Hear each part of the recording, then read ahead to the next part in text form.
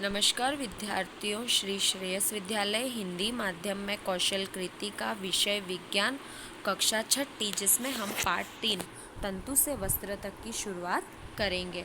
तंतु से वस्त्र तक का अर्थ होता है कि छोटे छोटे तंतु, जैसे कि कपड़ा, सूती कपड़ा, ऊनी कपड़ा, रेशमी कपड़ा, तो इन सबको जोड़कर जो छोटी छोटे मतलब धागों को जोड़कर जो कपड़े बनाए जाते हैं वो तंतु से वस्त्र तक का सफ़र। पहली और भुजो ने अपने स्कूल में आयोजित की गई विज्ञान प्रश्नोत्तरी प्रतियोगिता में प्रथम पुरस्कार जीता। वे दोनों अत्यधिक उत्तेजित थे और उन्होंने प्राप्त हुई पुरस्कार राशि से अपने माता पिता के लिए वस्त्र खरीदने का निश्चय किया। वे कपड़े की दुकान पर वस्त्र सामग्री विस्तृत विविधता को देखकर उलझन में फंस गए, जो चित्र 3.1 में बताया हुआ है। अब उन्होंने क्या किया कि वो कपड़े की दुकान पे अपने माता पिता के लिए वस्त्र खरीदने गए, तो वो क्या हो गए, अचंभित हो गए कि हमें कौन सा वस्त्र खरीदना चाहिए। दुकानदार ने उन्हें यह समझाया कि कुछ कपड़े अथवा वस्त्र सूती के हैं, तो मतलब कुछ कपड़े किसके हैं, सूती वस्त्र के हैं, और कुछ वस्त्र किसके हैं, संश्लिष्ट है। उनके पास ऊनी मफलर तथा शॉल भी थे। दुकान में बहुत सी रेशमी साड़ियाँ भी थी। पहली और भुजो अत्यधिक उत्तेजित दिखाई दे रहे थे। उन्होंने इन विभिन्न कपड़े को स्पर्श किया और उनके बारे में जानकारी प्राप्त की। अंत में उन्होंने एक ऊनी मफलर तथा एक सूती साड़ी खरीदी। अंत में अब उन्होंने क्या किया, एक मफलर खरीदा और एक सूती साड़ी खरीदी। चलिए अब आगे। कपड़े की दुकान का भ्रमण करने के पश्चात पहली और भुजो ने अपने आसपास के विभिन्न प्रकार के वस्त्रों को ध्यान से देखना आरंभ कर दिया। अब उन्होंने क्या किया, उनके आसपास के जितने भी वस्त्र थे उनको देखना शुरू कर दिया। अब उसके बाद यह देखने कि बेडशीट, बिस्तर पर बिछाने की चादर। अब उन्होंने क्या देखा, जो बेडशीट थी वो क्या थी, बिछोने की चादर भी उन्होंने देखी, जैसे कि कंबल, पर्दे, मेजपोश, तौलिया और डस्टर आदि। ये सभी भिन्न भिन्न प्रकार के कपड़े से बने हैं। यहाँ तक कि उन्होंने अपने बस्ते तथा बोरे भी किसी भी प्रकार के वस्त्र से बने थे। उन्होंने इन सभी वस्त्रों की पहचान सूती, ऊनी, रेशमी अथवा संश्लिष्ट के रूप में की। क्या आप भी इन वस्त्रों से कुछ की पहचान कर सकते हो?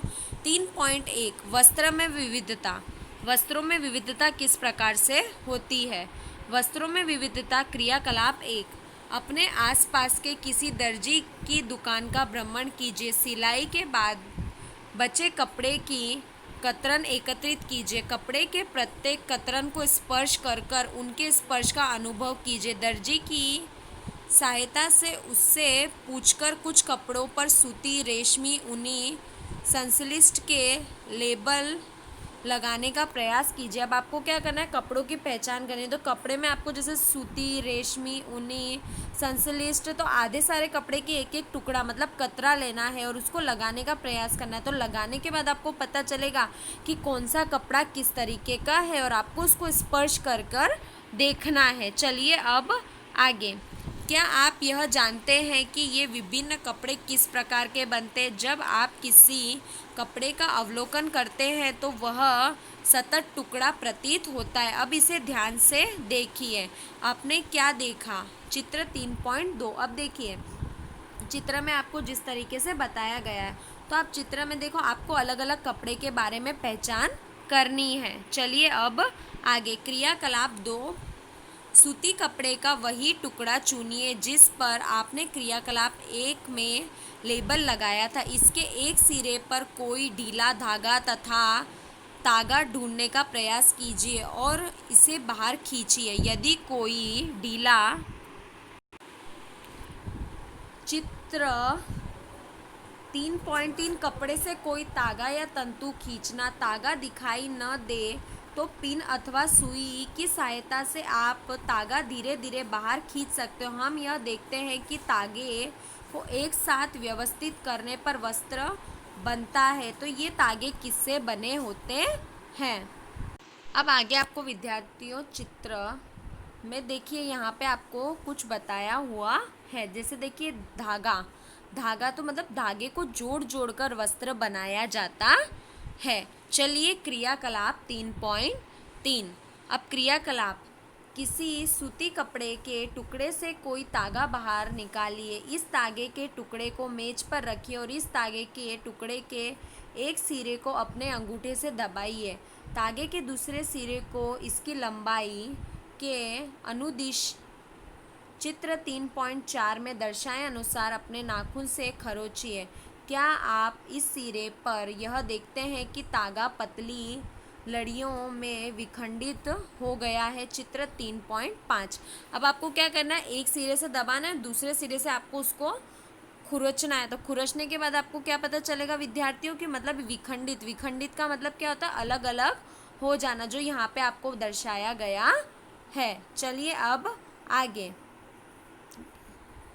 सुई में तागे को डालने का प्रयास करते समय अपने ऐसे ही प्रेक्षण किया होगा।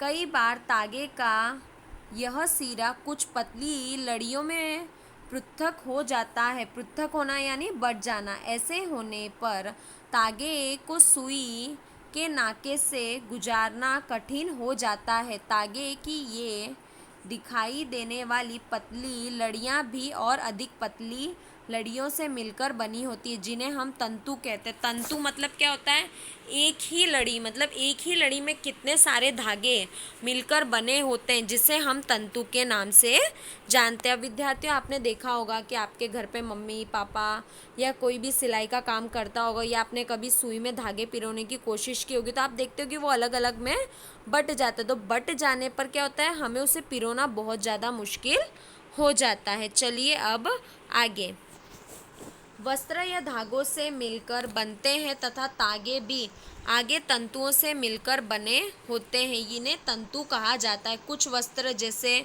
सूती, जूट, रेशमी तथा ऊनी तंतु पादप तथा जंतुओं से प्राप्त होते हैं, इन्हें प्राकृतिक तंतु कहते हैं। प्राकृतिक तंतु अर्थात क्या, यह आपकी परीक्षा में पूछा जाता है। देखिए, जैसे कि वस्त्र सूती, जूट, रेशमी, ऊन, तो सारे वस्त्रों से मिलकर पादपों तथा जंतुओं से जो प्राप्त होता है, पादप मतलब कि पौधों से जो प्राप्त होता है, जंतुओं से जो हमें प्राप्त होता है, उन्हें हम प्राकृतिक तंतु कहते हैं। रुई तथा जूट यानी पटसन पादप से प्राप्त होने वाले तंतु के उदाहरण ऊन तथा रेशम जंतुओं से प्राप्त होते हैं। रुई और जूट हमें किससे प्राप्त होते हैं, तंतुओं से, ठीक है, धागों से हमें प्राप्त होते हैं।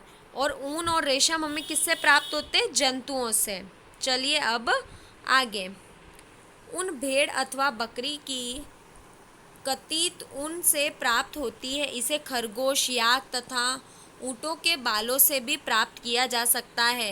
रेशमी तंतु रेशम कीट कोकून से खींचा जाता है। चलिए अब आगे, हजारों वर्षों तक वस्त्र निर्माण के लिए केवल प्राकृतिक तंतु का ही उपयोग होता था। पिछले लगभग 100 वर्षों से ऐसे रासायनिक पदार्थ जिनका स्रोत पादप अथवा जंतु नहीं है, ये तंतुओं का निर्माण किया जाता है।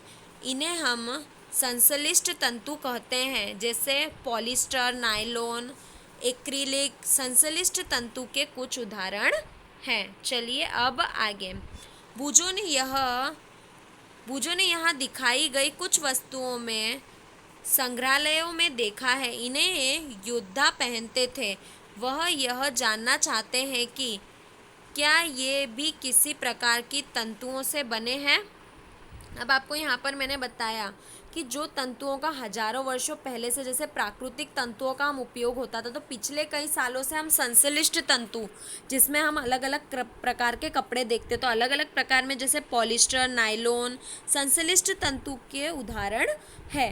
तो हमें धीरे धीरे क्या हो रहा है, तंतुओं में भी परिवर्तन दिखाई दे रहा है।